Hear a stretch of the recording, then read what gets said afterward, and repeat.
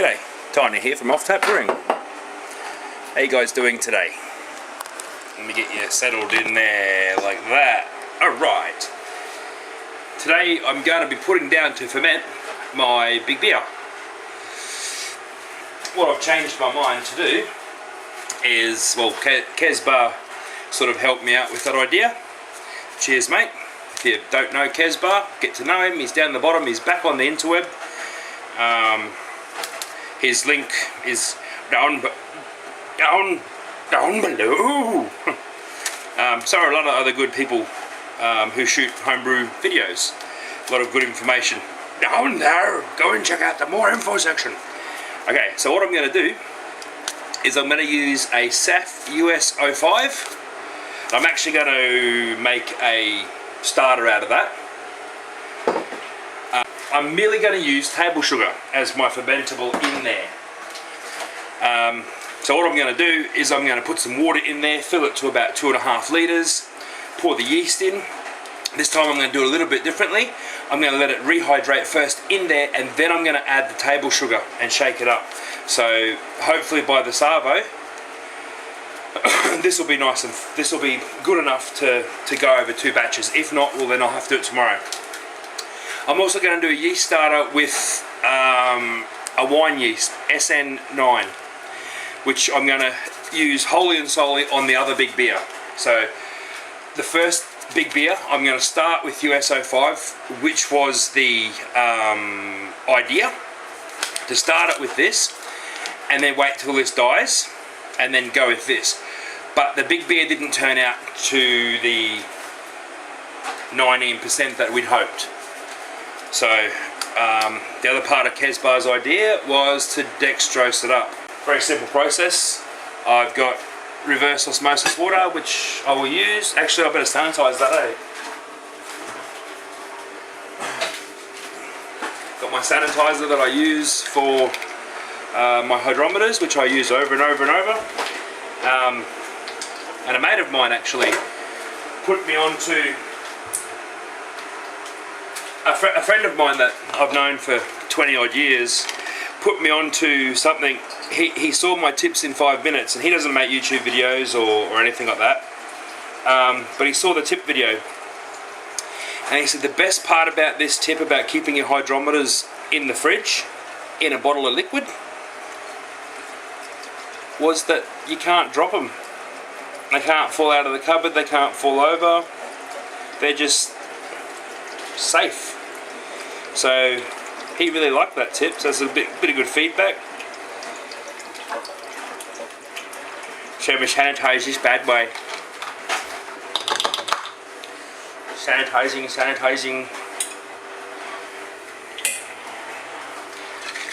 I always sanitize my yeasty sort of stuff when I do this sort of stuff. Allowing for contact time, all that sort of stuff.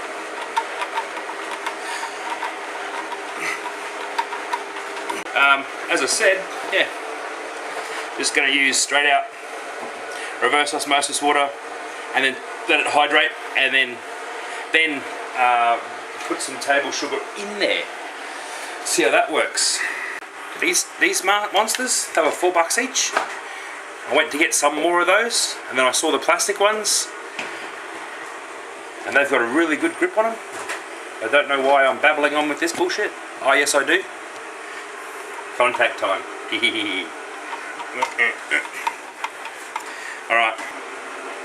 Got my little robot vacuum cleaner doing its job.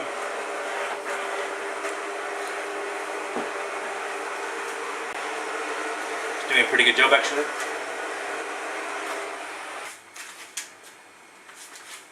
Off you go, little robot. Go clean. Go clean. Okay, so there's no exact measurements.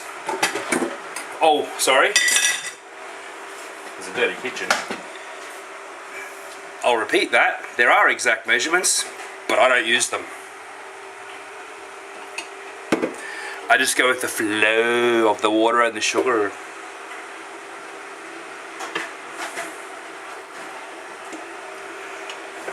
So basically about 2.5–3 litres in here.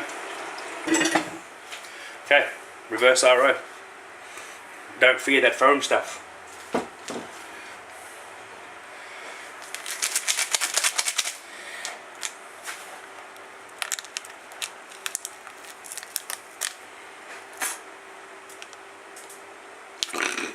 Slow-mo.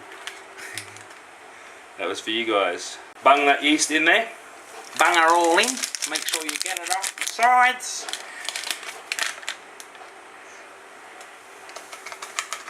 Awesome. Pick the rubbish up so the wife doesn't get cranky pants.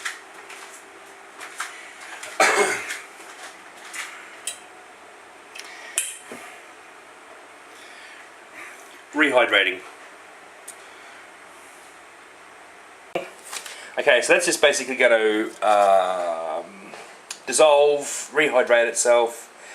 I'm not shocking the yeast. The water temperature's fine coming out of the RO system at this time of day. In the afternoon, because it sits in the shed, I would not go near it. I would definitely chill it first.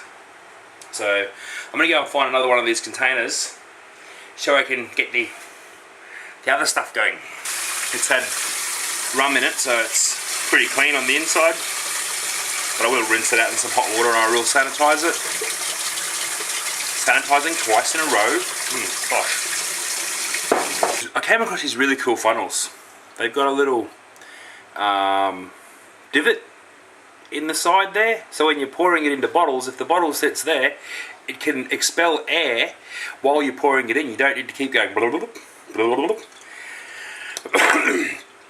Water just goes straight in, air comes out the flute. Awesome. If you can get those, my recommendation is get them. Sanitizing, sanitizing.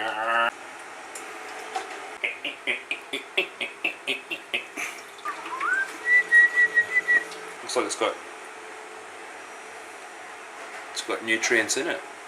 You can definitely smell that. Now I do have a bung for that, but I wouldn't have a clue where it was. Oh wow, that just fell straight through. That is awesome. So with this one, I'm just going to use a bit of cling wrap, just like that. Now I'm just going to leave those sit for a couple of hours and yeah, come back and add some sugar to them. Awesome stuff. Okay, I'm gonna get my cubes and drop them into the fridges so they're the right temperature for fermenting. Cool stuff. I'll holler back at yous when I'm ready to holler back at ya.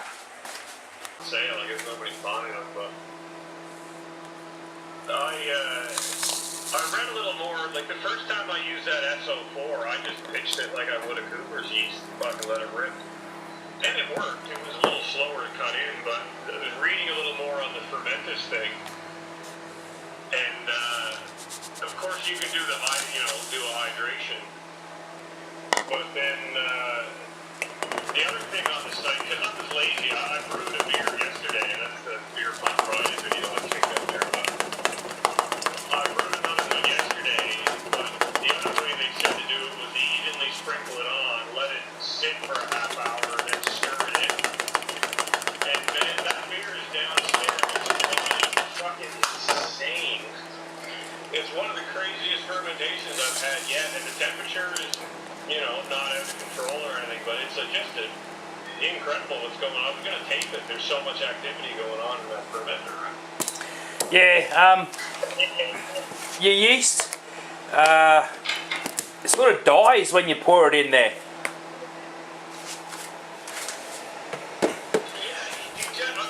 No doubt, I'm not denying there's a lot to be gained by the starters and the hydration and that. I'm still at the beginning, lazy brewer stages of stuff where, the starter going. Yeah, it didn't quite work out at 19%. Yeah, I'm gonna be adding dextrose to it, about 2 kilos, I think.